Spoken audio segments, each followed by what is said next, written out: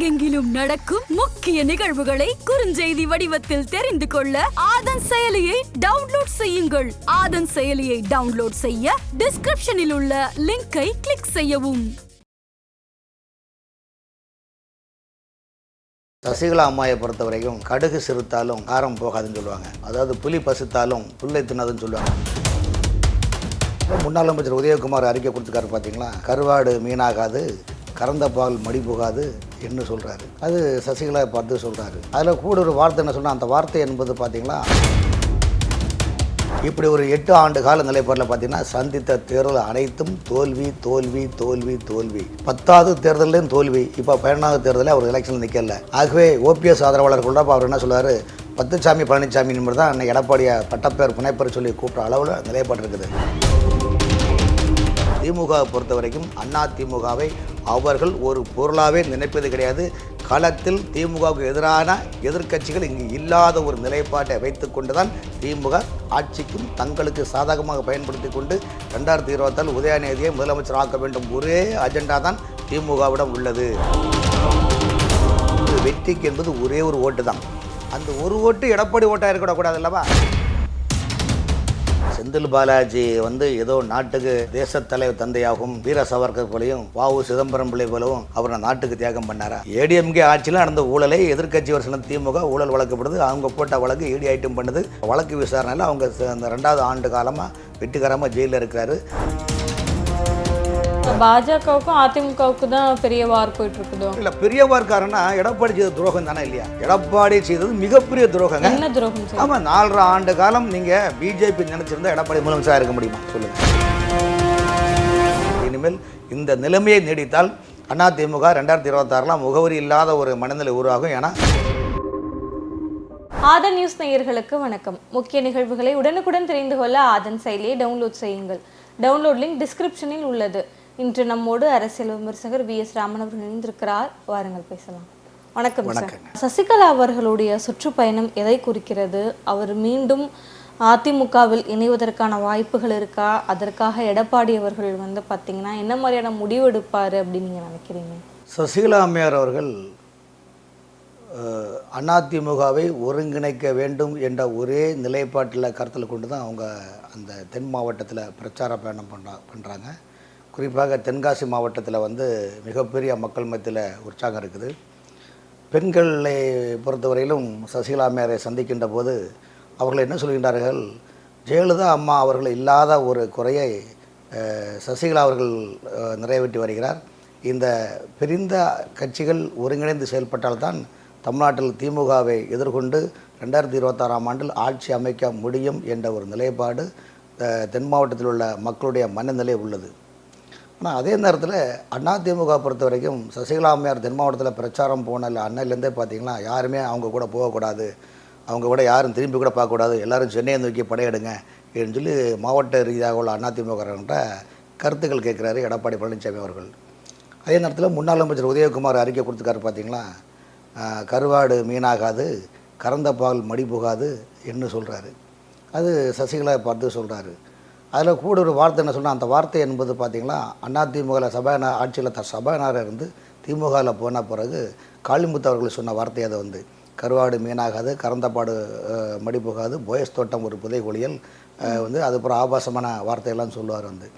So அந்த வார்த்தையை முன்னாள் அமைச்சர் உதயகுமார் சொல்கிறாருன்னா, அந்த வார்த்தை என்பது ஜெயலலிதா அம்மாவை தரக்குறவாக பேசியது தான் அந்த வார்த்தை. அந்த வார்த்தையை உதயகுமார் சொல்லுகின்ற போது ஜெயலலிதா அம்மா அந்த கட்சியினுடைய ஃபவுண்டரே திட்டுறது மாதிரி தானே, கேவலமாக பேசுகிற மாதிரி தானே. அதுக்கு அடுத்த வரி சொல்கிறாரு, சசிகலா அம்மாவுக்கு அந்த அம்மாவுக்கு என்ன குறை இருக்குது, எல்லா வசதி வாய்ப்புகளும் இருக்குது இல்லையா, நீங்கள் இந்த கட்சியில் வரதை விடுத்துக்கிட்டு அரசியலில் வரதை விட்டுவிட்டு ஏழை எளிய மக்களுக்கு நிறைய நல்ல திட்டம் சொல்லி கொடுக்கலாமே, உங்கள்கிட்ட பணமாக இல்லை என்று உதயகுமார் கேட்குறாரு. அதே போல் ஜெயக்குமார் அவர்களும் அவருடைய போக்குக்கு அவரும் வார்த்தைகள் விடுறாங்க. ஆனால் இதில் என்னென்னா, கொங்கு மண்டலத்தை சேர்ந்த ஒரு 6 முன்னாள் அமைச்சர்லேருந்து 10 முன்னாள் அமைச்சர்கள் வரைக்கும் சசிகலாவோடு இணைந்து மீண்டும் தேர்தலை சந்தித்தால் அதிமுக ஆட்சி அமைக்க முடியும் என்பதை CV சண்முகம், தங்கமணி, வேலுமணி போன்றவர்கள்லாம் வற்புறுத்துகிறாங்க. அதில் எடப்பாடி பழனிசாமி எந்த காரணம் கொண்டும் எங்கள் கிராமத்தில் சொல்லுவாங்க, அம்மி கும்மி ஆனாலும் இனிமேல் நாங்கள் சேர மாட்டேன்னு சொல்லுவாங்க. கிராமத்து பழமொழி அது. அம்மி கும்மியானா அவனை இனிமேல் கிட்டே சாக்கூடாதுன்னு சொல்லுவாங்க. ஸோ அதே போல் எடப்பாடி பழனிசாமி ஏன் தெளிவாக இருக்காருன்னா, எடப்பாடி பழனிசாமியை பொறுத்தவரைக்கும் இன்றைக்கி அவர் திமுக ஆட்சியிடம் சூழ்நிலை கைதியான ஒரு நிலைப்பாடில் இருக்கிறாரு.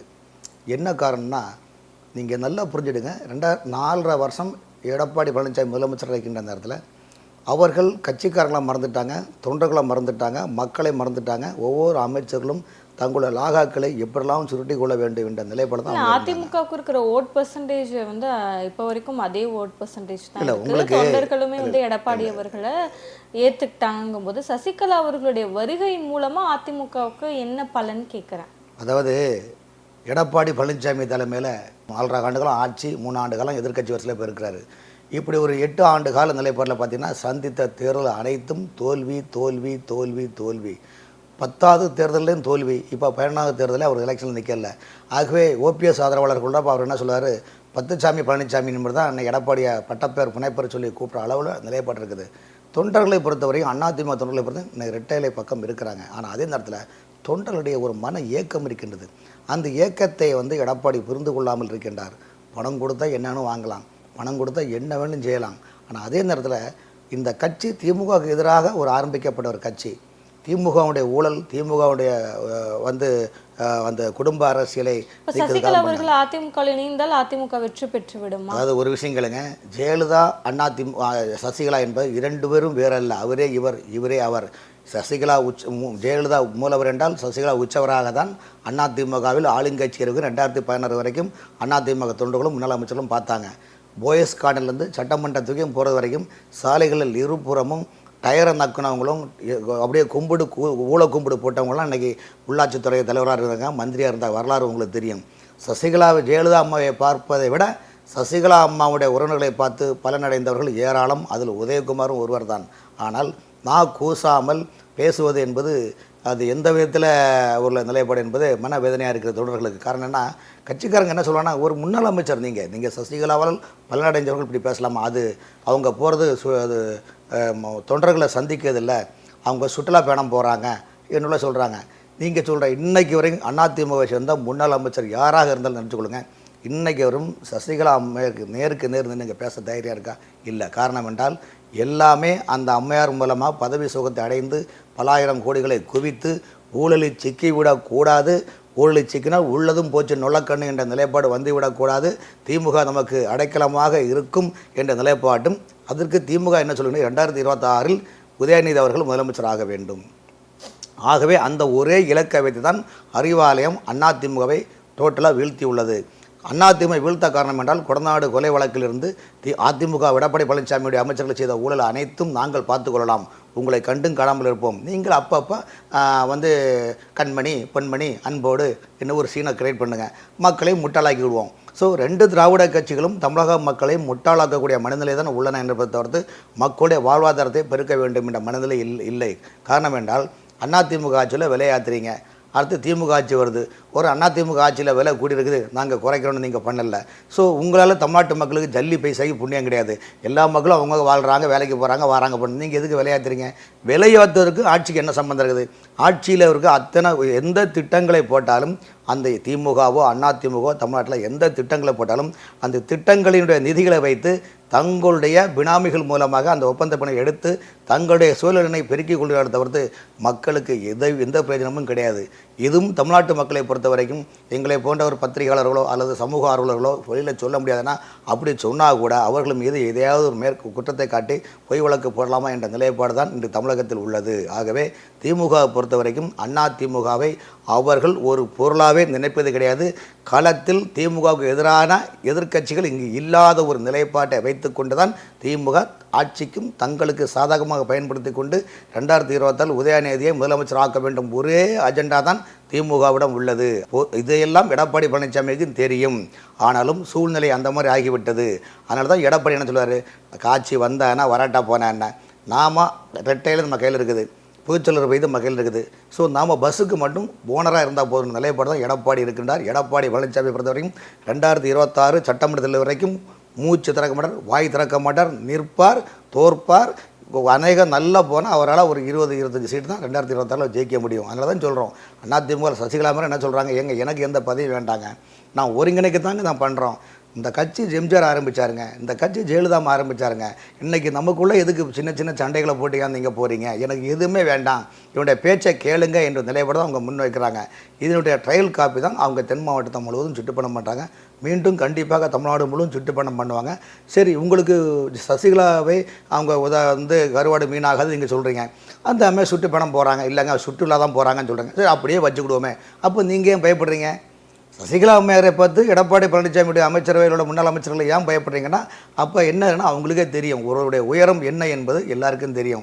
அதே போல் சசிகலா அம்மையாருக்கு நான் சொன்ன தகவல் அனைத்தும் சசிகலா அம்மையாருக்கும் தெரியும். காரணம், நான் 2 முறை சசிகலா அம்மையாரை சந்தித்துள்ளேன்.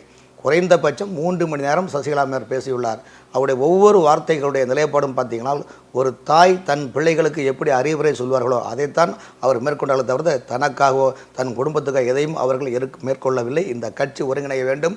சிறு சிறு கருத்து வேறுபாடு இருக்க தான் செய்யும். காரணம் என்ன, மூக்கு தும்மல் இருக்க தான் செய்யும். அதான் கொஞ்சம் ஒரு தாய் வயிற்றில் வந்த உடன்பிறப்பில் கொஞ்சம் பிரிவு வந்தா. ஸோ அந்த நிலைப்பாடு தான் அவங்க சொல்கிறாங்க வந்து. ஆனால் இவர்கள் என்னென்னா வந்து ரொம்ப மோசமான ஒரு நிலைமை கையாளக்கூடிய காரணம், இவங்களை சேர்த்து வச்சிருக்க ஊழல் சொத்துக்களை காப்பாற்ற வேண்டும். அதற்கு திமுக ஆட்சி நமக்கு பாதுகாப்பாக இருக்கும் என்ற ஒரே நிலைப்பாட்டை நோக்கி தான் எடப்பாடி பயணிக்கின்றார். சார், அதே மாதிரி சசிகலா அவர்கள் இப்போ அதிமுகவில் இணைகிறாங்க அப்படிங்கிற பட்சத்தில் ஓபிஎஸ் அவர்களும் டிடிவி தினகரன் அவர்களுமே அதிமுகவில் இணைவதற்கான வாய்ப்புகள் இருக்குதா? சசிகலா அம்மையார் சொல்லுகின்றார், ஒரு தொண்டனை கூட விடக்கூடாதுன்னு. கருத்து வேறுபாடாக இருக்கலாம், 1000 பிரச்சனைகள் இருக்கலாம், அதெல்லாம் எல்லாரும் வந்ததுக்கு அப்புறம் எடப்பாடி அவர்களின் நிலை என்னவாக இருக்கும்? எடப்பாடி பழனிசாமி கட்சியில் இருக்கிறன்னு சொல்றாங்க. சசிகலா அம்மா நீர் போங்க, நீங்க வேண்டான்னு சொல்லவே இல்லையே. அதே தலைமை பொறுப்புல அது அவங்களுக்கு என்ன ஒருங்கிணைப்பு தேவை, நம்ம ஒன்னா செயல்பட தான் சொல்றாங்க. அவர்களை பொறுத்தவரையிலும் எடப்பாடி இருக்கட்டும், எல்லாருமே இருக்கட்டும், யாரையும் வேண்டாம். ஒரு அதாவது வெற்றிக்கு என்பது ஒரே ஒரு ஓட்டு தான். அந்த ஒரு ஓட்டு எடப்பாடி ஓட்டாக இருக்கக்கூடாது அல்லவா? எடப்பாடி பழனிசாமி ஓட்டு இருக்கு. அதனால எல்லோரும் ஒருங்கிணைந்து செயல்படுவோம். திராவிட முன்னேற்ற கழகம் மக்கள் விரோதமான ஆட்சியை எதிர்ப்போம். மக்கள் சக்தி நம்மிடம் உள்ளது, தொண்டர் சக்தி நம்மிடம் உள்ளது. தமிழகத்தில் எதிரான நல்ல நிலைமையான திரகாத்திரமான தொன்மையான எதிர்காலம் அதிமுக உள்ளது. இதை நீங்கள் கருத்தில் கொண்டு செயல்படுங்கள் என்று தான் இன்று வரைக்கும் சொல்லுகிறார். ஆகவே எடப்பாடியை அவர்கள் வேண்டாம் என்று சொல்லவில்லை, யாரையும் இந்த கட்சியிலிருந்து போங்க நீங்கள் வேண்டாம்னு சொல்லவில்லை. அதனால தான் அந்த அம்மையார் இவ்வளோ சுற்றுப்பயணம் பண்ணுறாங்க. இவ்வளோ அவங்க மேலே அவங்க ஆட்சியில் அவங்க மூலமாக பதவிகளை அனுபவித்து கொண்டு, சுகபோகங்களை அனுபவித்து கொண்டு, தங்களை வளப்படுத்தி கொண்டு, அன்று புகாரி கோட்டலில் கால் எங்கே இருக்குன்னு கேட்டவர்கள்லாம் இன்று விழுந்து எப்படிலாம் கும்பிட்டாங்க சோசியல் மீடியா காட்டுது. அப்படிப்பட்ட மனநிலை உள்ளவர்களும் நீங்கள் செய்து தவறு பண்ணிட்டீங்க, ரைட், ஓகே, நீங்கள் திருந்தி வாருங்க என்ன உள்ள எல்லோரும் மனம் திருந்துங்கள். அதாவது பைபிளில் சொல்லுவாங்க, நானே மீப்பெரும் இரட்சகரும் போதகருமாக இருக்கிறேன் என்று சொல்வார் இயேசுநாதர். அதே போல் சசிகலா மேலே சொல்லுகிறார், கடந்தவே இருக்கட்டும், தவறு நடந்து போச்சு, ரைட்டு, இல்லை ஒன்று சேர்ந்தோன்னு சொல்கிறாங்க. எனக்கு எந்த பதவியும் வேண்டாம், நான் ஒருங்கிணைப்பு என்ற நிலைப்பாடு உள்ளேன் என்று சொல்லுகின்றார். இதிலே கூட நீங்கள் எடப்பாடி அவர்கள் ஒத்து வராத காரணம் என்றால், தங்களுடைய மடியில் நிறைய கனம் உள்ளது. இந்த கணத்தில் ஏதாவது, ஏன்னா அவங்களுடைய அஜெண்டாவே 2026 தான். இது அதுவரைக்கும் உதயநிதியை முதலமைச்சர் ஆக்குவது வரைக்கும் எடப்பாடியை அவர்கள் சசிகலா அம்மையாரை சேர்க்க மாட்டார் என்ற நிலைப்பாடு தான் இன்று உள்ள நிலைப்பாடு. இல்லை, இன்னொரு விஷயமும் பேசப்படுது இல்லையா சார், சசிகலா அவர்களை தூண்டுறது பாஜகவா இல்லை திமுகவா அப்படின்னு சொல்லிட்டு இதிலே ஒரு நிறைய குழப்பங்கள் இருக்குது இல்லையா? ஸோ அவங்களுடைய நிலைப்பாடு எப்படி இருக்கு? இப்போ அதிமுகவுடைய முன்னாள் தலைவர்களுடைய நிலைப்பாடுகள்லாம் என்னவா இருக்கு? அவங்களுடைய மனநிலை என்ன இருக்கு? சசிகலா அம்மாவை பொறுத்த வரைக்கும் கடுகு சிறுத்தாலும் காரம் போகாதுன்னு சொல்லுவாங்க. அதாவது புலி பசுத்தாலும் புல்லை தின்னதுன்னு சொல்லுவாங்க கிராமத்தில் பழமொழி. அதே போல் சசிகலா அம்மையாரை பொறுத்தவரையிலும் அவருடைய கணவர் எம்என் நடராஜன் திராவிட கட்சியினுடைய நாடி நரம்புகளை கரைத்து குடித்தவர்.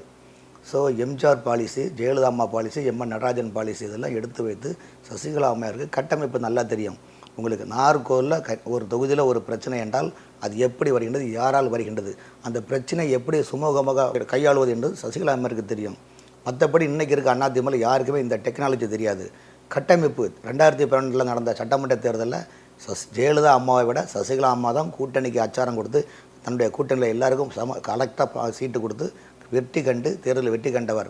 10 ஆண்டு காலம் இன்றைக்கி திமுக நெருங்க கூட முடியாமல் இருக்குது. காரணம், ஜெயலலிதாவோடு சேர்ந்து பூவோடு நாரும் என்பது போல் ஜெயலலிதாவோடு சேர்ந்து சசிகலா அம்மாவும் இந்த கட்சியுடைய கட்டமைப்புகளை தான் 10 ஆண்டுகளும் தொடர்ந்து ஆட்சியில் இருந்தாங்க. இதுவும் எடப்பாடி அண்ணனுக்கு தெரியும், எடப்பாடிக்கு அவர்களும் எல்லாமே தெரியுங்க.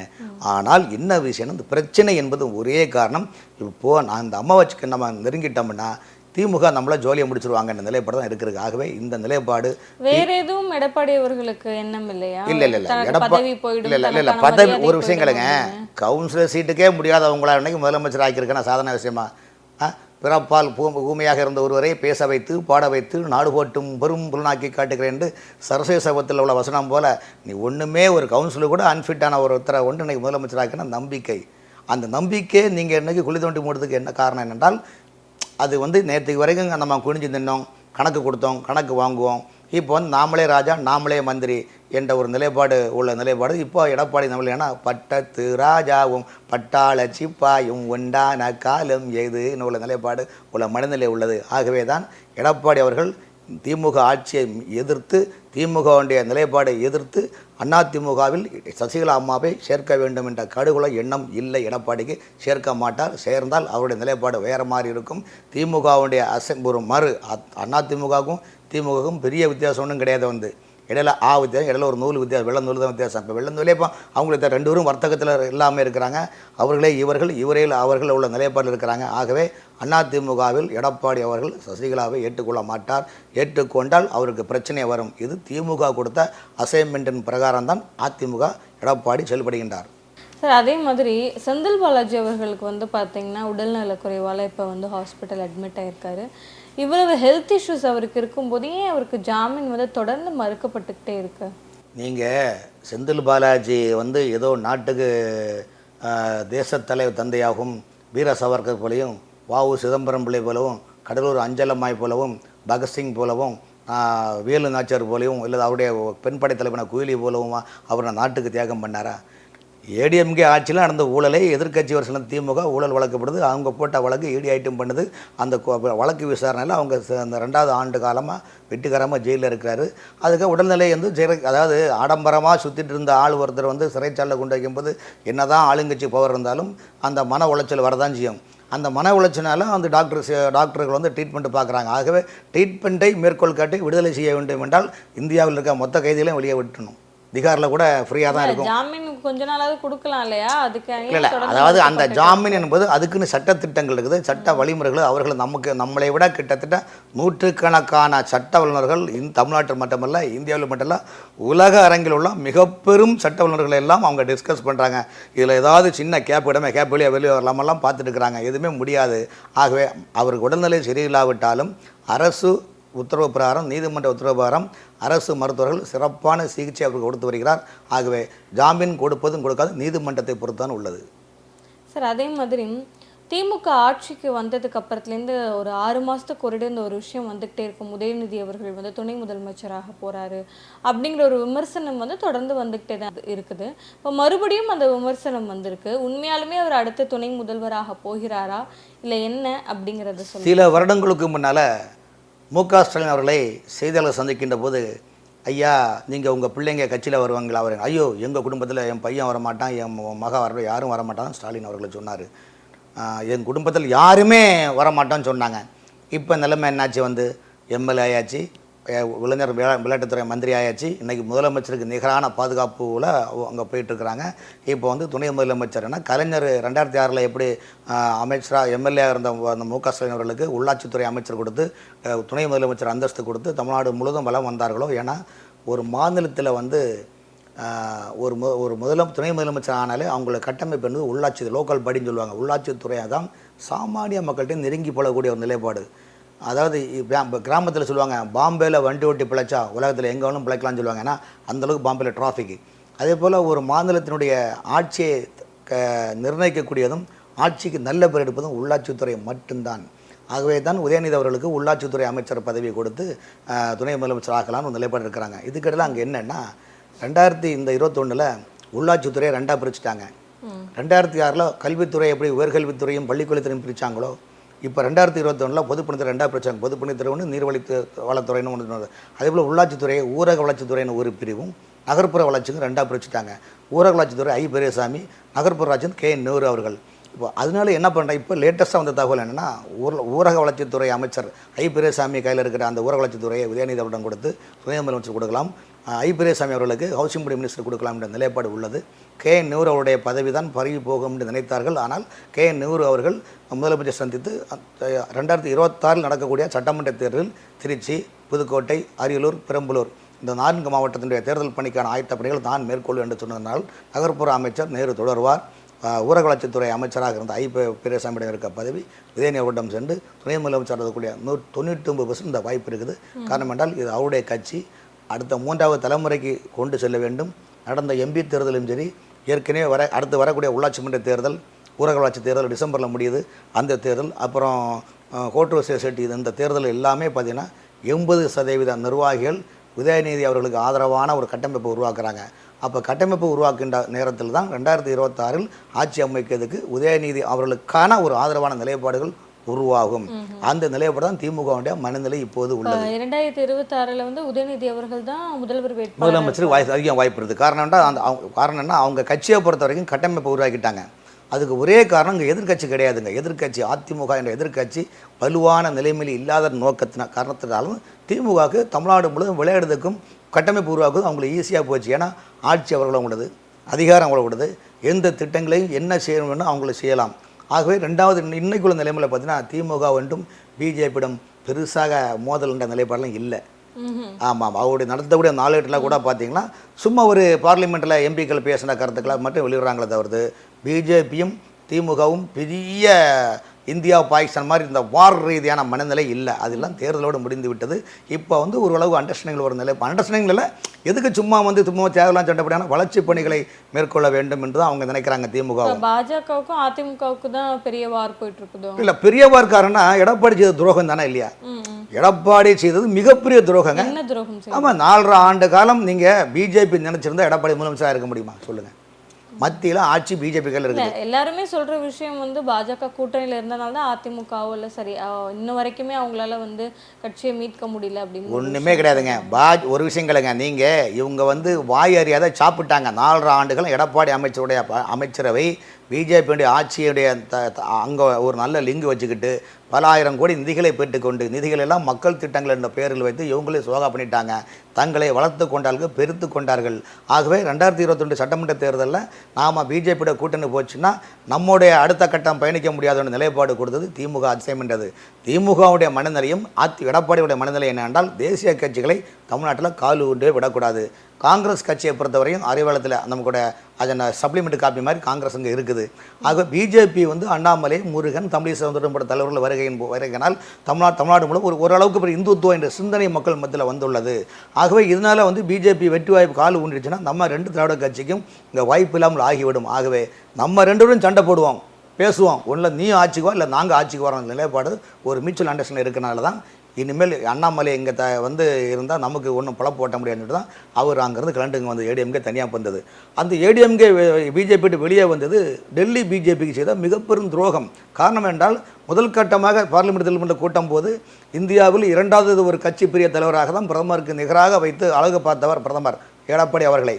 ஆனால் கொஞ்ச நாள் கழித்து பார்த்தீங்கன்னா அந்த கூட்டணி எங்களுக்கு வேண்டாம், நாங்கள் வெளியே போகிறோன்னு காரணம் அவங்களுக்கு ஒரு வயிற்று வெளியே அண்ணாமலை மாற்றணும், அது முடியாது போச்சு.